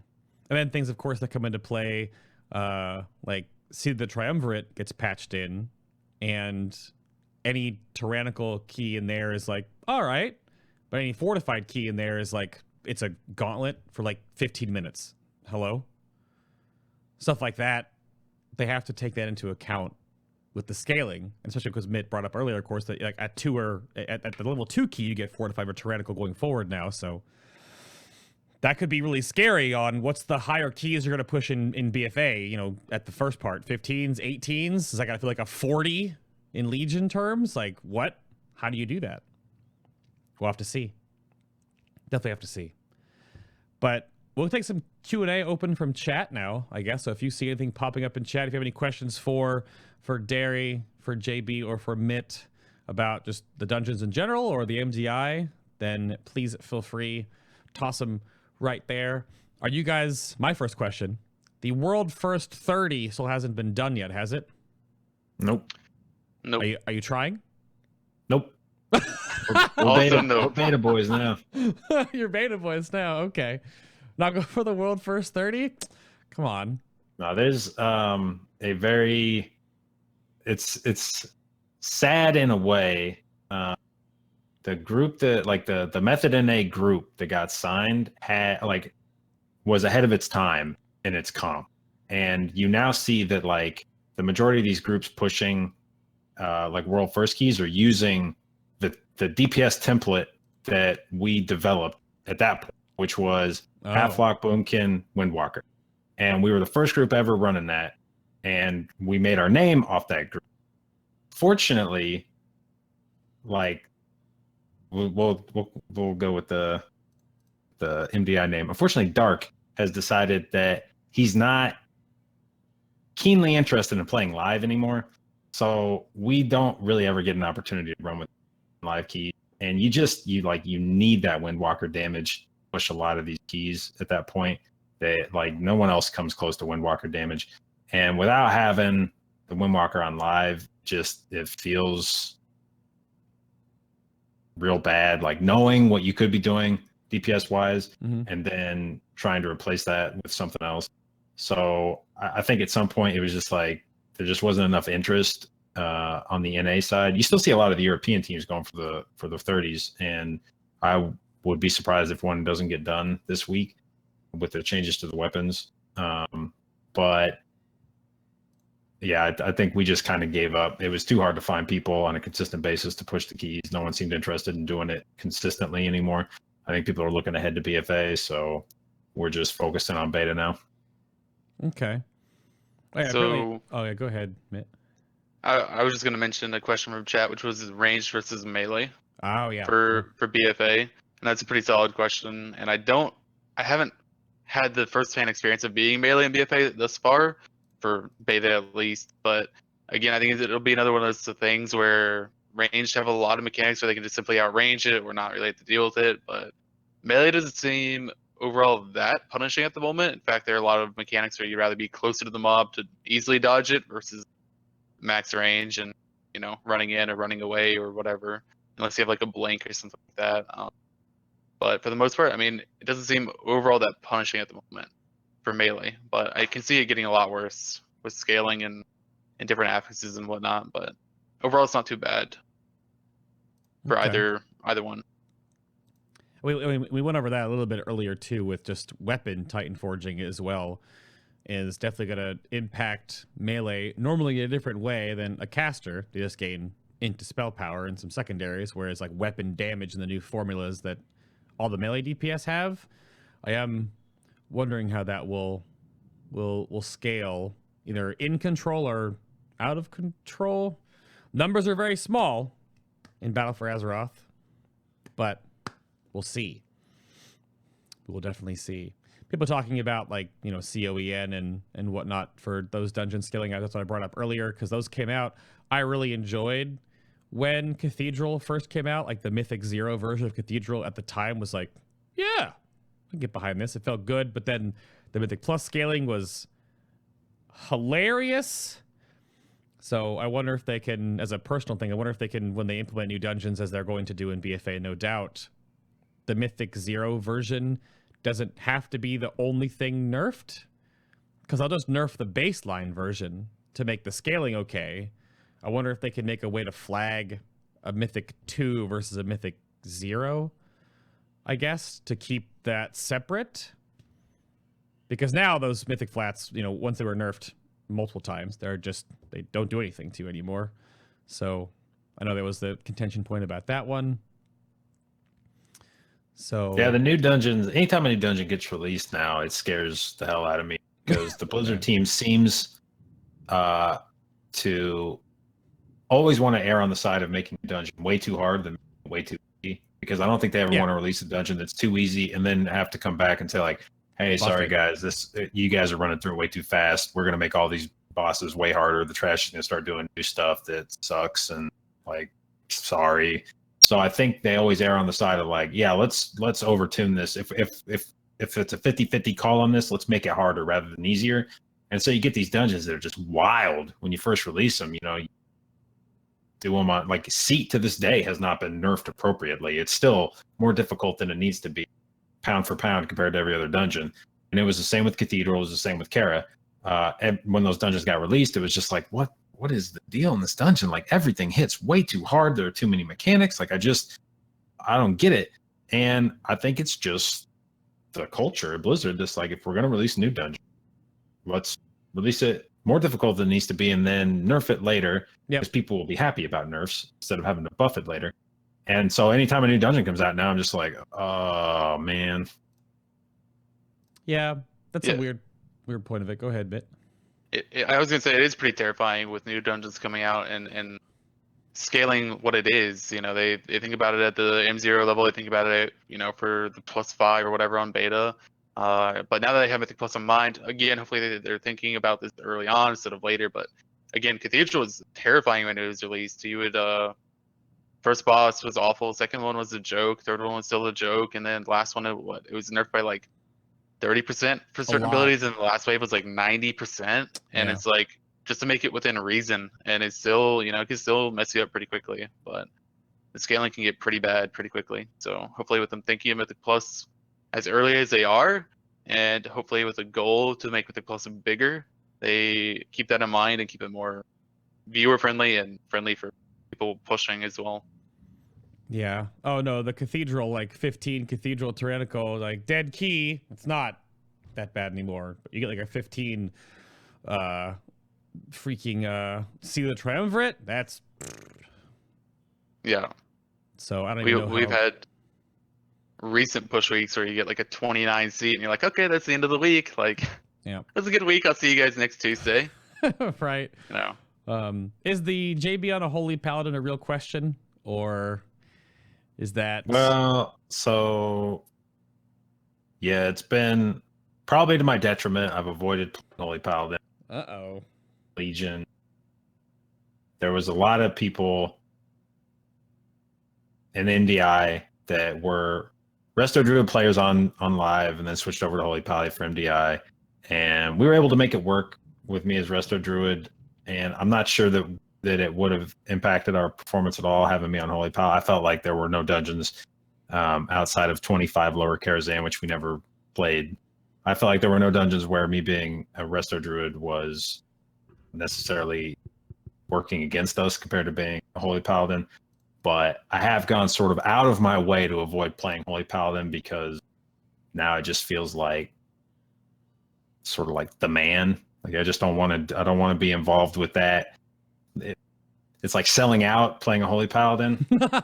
And so, but yes, they look strong. They were strong in Legion. They look strong going into BFA. At some point, if I'm trying to do right by my team, I will probably give in and play some Holy Paladin. I think what a lot of the pointing out the healers out there watching the Mythic Plus world, they always want to see the ones that are the off pick, right? It's like any MOBA or any Smash tournament, when the off pick comes in, it's like, ah! So that's why I brought up, like, give Mistweaver a look. Yeah. Because the sleeper OP of that is scary. And then because, you know, Holy Paladin got nerfed slightly, mostly on the raid stance. I don't know how big Aura of Sac was for Mythic Plus. But because Aura Master got buffed, but obviously Aura Sac is gutted compared to the Legion version. And then Restoration Druid, because of the Bear Form HP nerf and the Frenzied Regen change, obviously lowers their survivability in comparison. Obviously, Holy Paladin still has Bubble and Bop. But now you're playing Discipline Priest a lot. The Desperate Prayer change coming back in. Obviously, Holy Priest too got a bunch of tweaks, and then Mistweaver. So I wonder how that will play out, because it's interesting to see, like, the main raid, like, always have this, and this in a main raid, like Resto Shaman, Holy Paladin, Resto Druid. Normally, it's always weird that two of those went over, and then Resto Shaman is just gone. There's no Mistweavers, like, anywhere. So I wonder how that will play out, to see if those are going to work in Battle for Azeroth with how the game is changing. So, questions, let's see here. Oh, Peo wants to know for JB, how do you feel about tank balance then? Because you're the one healing them. A lot of people are complaining that damage intake is just extreme, and kiting is becoming the only real solution very quickly, which is why I brought up the kiting topic way earlier, about that you have to have other people help you kite now. You can't do it by yourself as a tank. So what do you think about tanks so far? It's definitely noticeable that tanks get chunked a lot harder. It's tough to say at this point how much of that is gear, how much of that is over pulling. Because I mean, some of the times it's just the pack. You didn't pull extra stuff. You just pulled thing that you're supposed to pull, and the tank's health drops to half instantly, and then drops to 1/4 in the next global, and it's kind of like, well, what am I supposed to do about this? And it feels like from the tank, I'm sure it feels like they need to have cooldowns up every pull, and obviously you're not going to have cooldowns up every pull. So the only real solution to that is kite. Now the thing is, I don't know if that's something that's just we're trying to do keys that realistically you shouldn't be doing at our gear level. Maybe it feels like we should be doing them at our gear level, but that's not actually what was intended. So maybe on live, like when it gets released, maybe that becomes less of an issue and gearing quickly eliminates that problem. But certainly it's very noticeable coming from live where there are entire trash packs where I don't heal. I don't. I'm just DPSing the entire time. And now there are packs in BFA where I don't like any DPSing. It's just, we're just spamming penance and Shadowmen into the tank like the whole time, because if not, they're going to die. And it's a very marked contrast between the two. But like I said, I don't know if that's just a kind of a quirk of the high level and beta, or if that's Spec going forward. Gotcha. I'm waiting for a question for Darrie to come in here. Just I want her to talk so I can make fart noises over it. But Just troll questions from Sours. yeah, it's fair. I saw those. I see those. But I guess, do you have any soapbox do you want to get up on and end the show with? Any thoughts about the future? You know, thoughts about any shout outs you need to throw out there to anyone else that you haven't earlier? I don't know. I'll go with, we'll end with Darrie. She gets to think about this. But I mean, JB, do you want to have anything you want to end cap with overall? Well, on the topic of shout outs, I would like to do a big shout out to Zorbrix and Gara, the runners of the MDI tournament. Honestly, that thing was ridiculous how well that tournament was run for. And I know Blizzard has experience running tournaments before, but this was the first live LAN event for MDI, and it went off virtually without a hitch. There was an issue with Chinese teams not being able to get visas, but that was out of the control of the Blizzard folks. And aside from that, it was just all the travel was meticulously planned. They made sure all the players got where they needed to be, and no man was going to get left behind. And the accommodations were top notch, and you know, the media stuff was kept as minimal as possible to avoid interfering with our practice time. And everything from top to bottom was great. All the people, the crew, Blizzard, fantastic. And also a shout out to all the other MDI teams. Like, you expect to meet some people in any slice of life that you don't necessarily get along with, but I think everyone from all the teams in every region were great. Not only great players, but great human beings. We had a lot of fun. Sunday night, everyone went out. I think like every team that was there went out. And once, you know, the tournament was kind of behind us in the rearview mirror, and you could just kind of let loose and hang out and not worry about how it was going to affect your performance in the tournament, and everyone had a great time. And so, yeah, just 10 out of 10 tournament, would do again. Mitt, what about you, sir? Anything to close on? Man, I would definitely have to just completely agree with everything JB just said. Like, the tournament was run absolutely perfectly. Zorbrix and Gara did an absolutely amazing job. Any issues that like you had there were quickly addressed, even if it wasn't like a big issue, just anything minor, any minor inconvenience, anything, they were looking out for you. And yeah, again, nobody left behind. You know, they made sure everybody got there, got home. They were looking after you.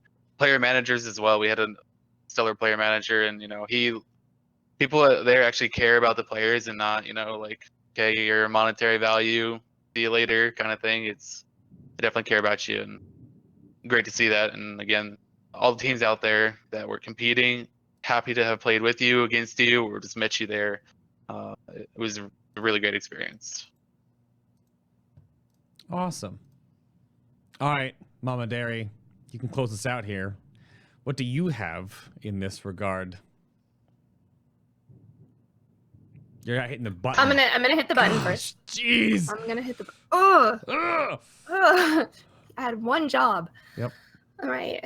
I'm gonna tag on to the Love Fest a little bit because I mean I've been hanging out in this little old WoW community for a long time. I've been working in it since 2012, and I don't think I've ever enjoyed something as much as I have like this whole MDI community.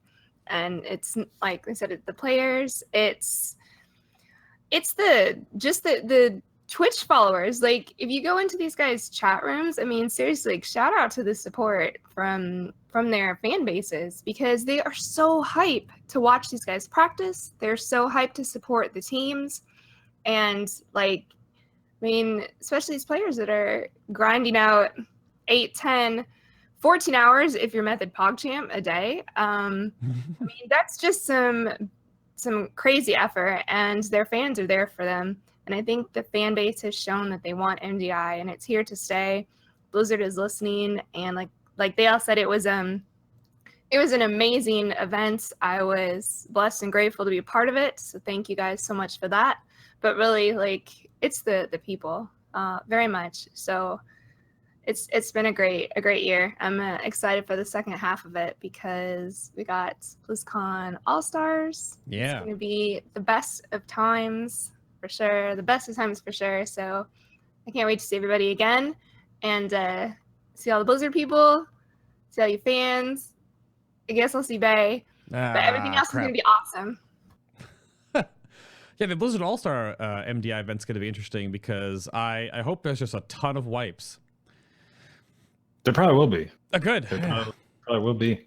I mean, if the teams get up there and they just dunk all the dungeons that they've only been able to have so much time to test and then, you know, get to do on live, that'd be unfortunate. You gotta rile the crowd up and have like the, you know, you gotta have those moments.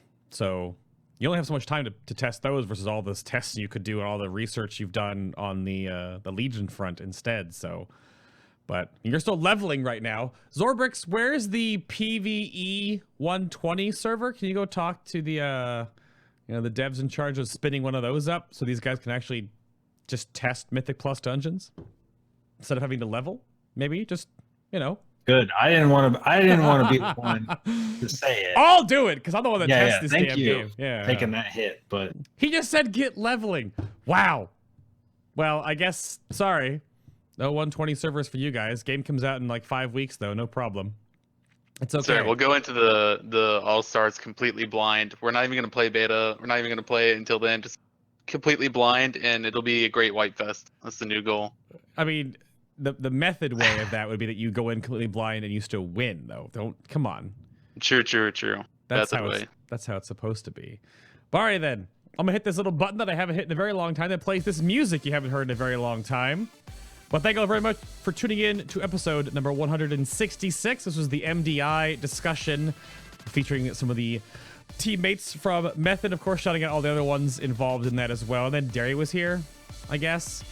Next week, there is another MDI show, so more updates on, of course, who's going to be on that show coming down the pipeline. I'll give you updates on Twitter, of course. We'll find out who's going to be on the show confirmed. That is next Sunday. The Sunday after that, of course, there will be another show. I know, right? I did live shows before. What are these? That's going to be a BFA like community spotlight show. More details on that one, of course, down the road. But around the corner here, we had Mitt. You can go follow him and go watch him do streams and DPS things at Coach Mitt over on Twitch. So thank you very much, sir. Good luck hitting things and leveling now back because there's no 120 server. Well, thank you for having us. I really appreciate it. It's been fun. There was JB as well. So you're leveled though, so you actually have a character you could do Mythic Plus with, right? So you're good. Yeah. We've been doing our Mythic Plus dungeon. Yeah. It's just it'd be nice if could have some other characters to try in other dungeons. The Holy Paladin. No, the Mistweaver. But go follow JB as well at Jdotb. That's not an actual dot. That's DOT on Twitch as well. Go see what he's doing with the Mythic Plus world. And of course, there's Darrie, who's on Twitter, I guess. Set Method Darrie? I don't know. She retweets things. Thank you for being on the show again. Sitting here listening to us. Make sure you didn't say anything too bad. You didn't make one fart noise. I'm actually surprised. Well, I had my mic muted. Oh. That's fair. That is, I appreciate fair. it. I need a beard next time. Oh.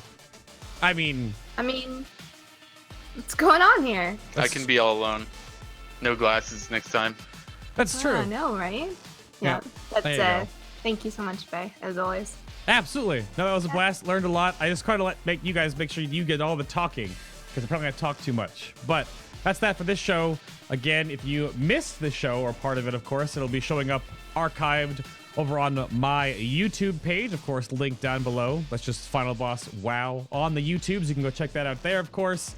And then keep up to date with all of the method goings on at method.gg. And they have all their wrap-ups for the MDI, of course, and when the raid race starts back up again in BFA, go check that out, of course, right there. And then a quick little shout out, of course, to Raider.io and the tools they put together. If you are interested in all the Mythic Plus realm world madness, then go check out all the rankings and all the stats they have over there. They have all of the brackets and, of course, all the coverage from MDI. So they do a great work over there, too. All those. Go check out the websites. I'll link them all down in the description box down below if you're on YouTube, of course. But that's it for us. We'll see you all here. Well, they won't. I'll be back, and chat will be here, but I won't be sitting with Darrie anymore. That's just too much. But next week, next Sunday, thank everyone for watching. Bye! Wave! Wave bye at the nice people. You gotta wave. You gotta do what I did. Just, yeah, thank you. Appreciate it. Yep.